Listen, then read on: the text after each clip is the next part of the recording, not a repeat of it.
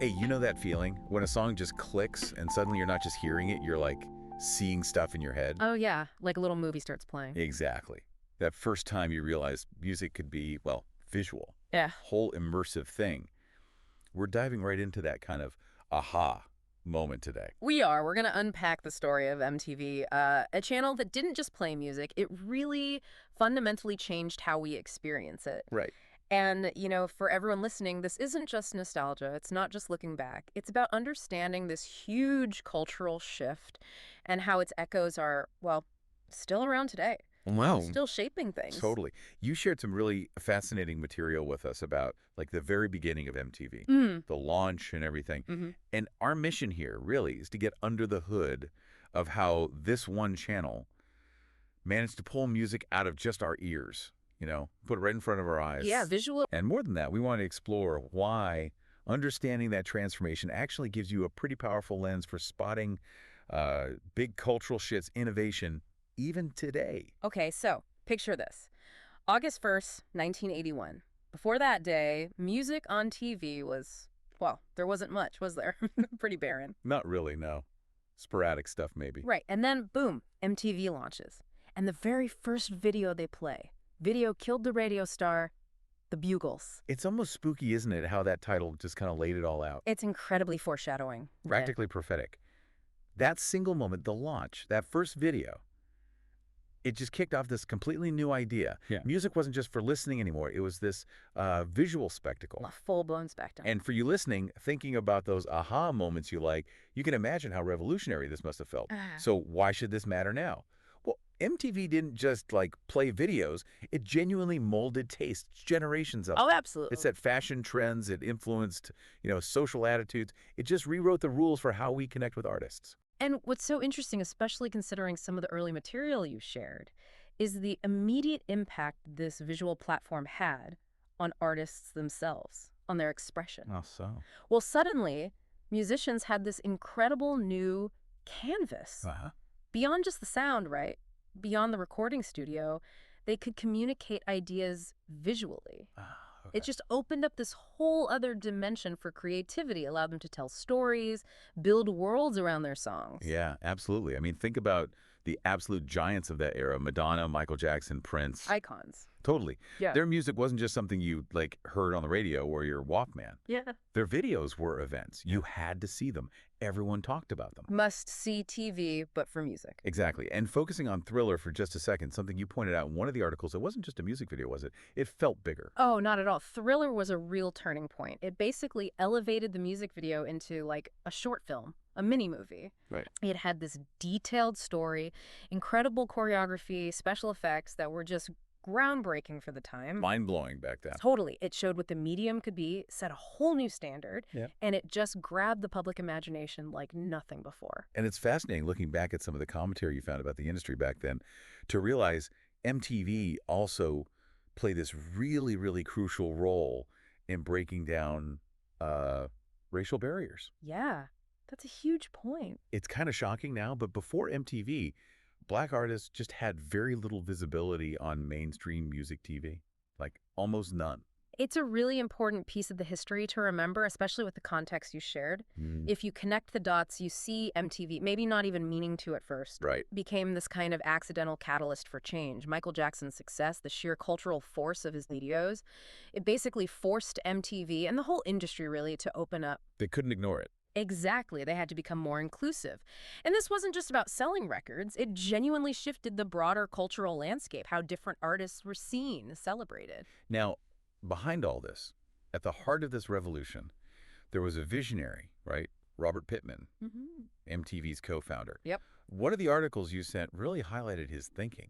He basically wanted to do for music what ESPN had done for sports. That's the analogy, yeah. A dedicated visual home. That really clicks, doesn't it? Yeah. Makes perfect sense. It does. And Pittman's vision, as your sources kind of point out, it created the need for a whole new type of artist. Meaning? Well, suddenly, just being a great musician wasn't quite enough for this platform. You needed that visual charisma, that ability to perform, to connect through the screen. The performance aspect became key. Totally. It added this whole other layer. Skill, presentation. It changed what it meant to be a successful musician back then. But it wasn't only about the massive stars, the stadium fillers.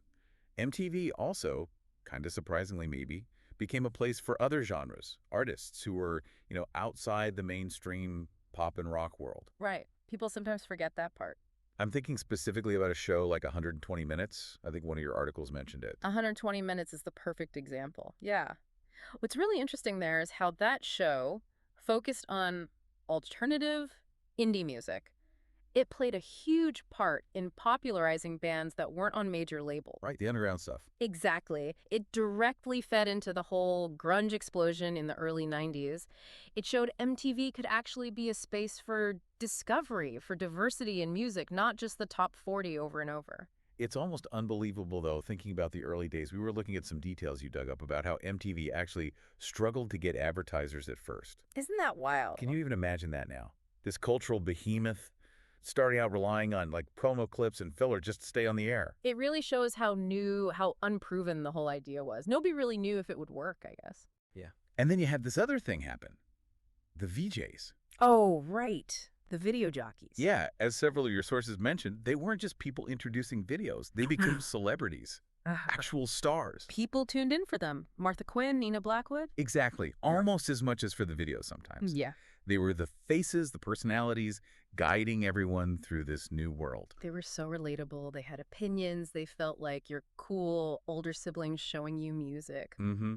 And we absolutely cannot forget the fashion. Oh my gosh, yes. MTV basically was 80s fashion for a lot of people. You think about Madonna, the lace gloves, all the layered necklaces. Iconic.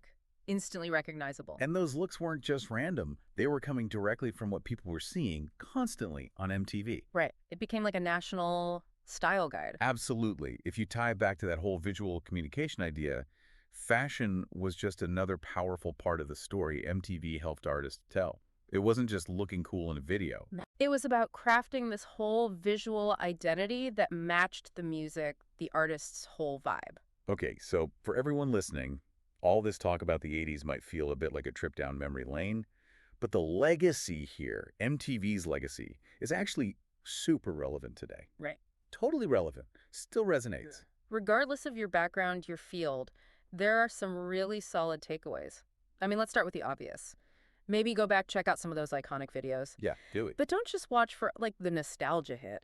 Really look at how they told stories, how visuals amplified the music's emotion, its meaning.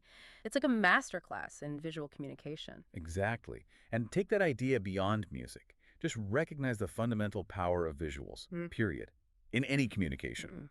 Good point. MTV proved, fundamentally, that adding a strong visual element can make a message way more powerful, grab attention when everything's so noisy. Yeah, cut through the clutter. And just create a lasting impact. So whether you're, I don't know, making a presentation, marketing something, just trying to get an idea across the lessons from MTV's early days. Still gold.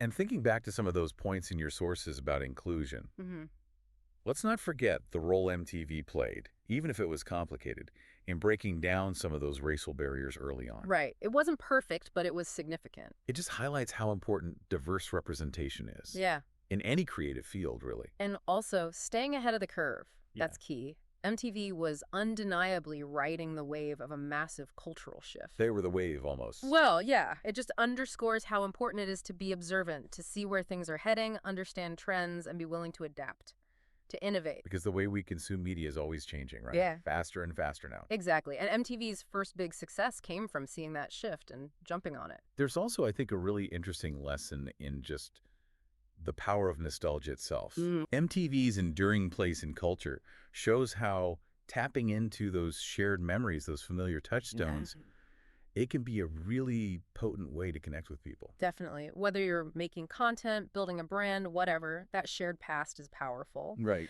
Now, for those listening who kind of like to think a bit more outside the box, consider this. The whole idea of the visual album today. Think Beyonce, artists like that. Oh, totally. Lemonade, yeah.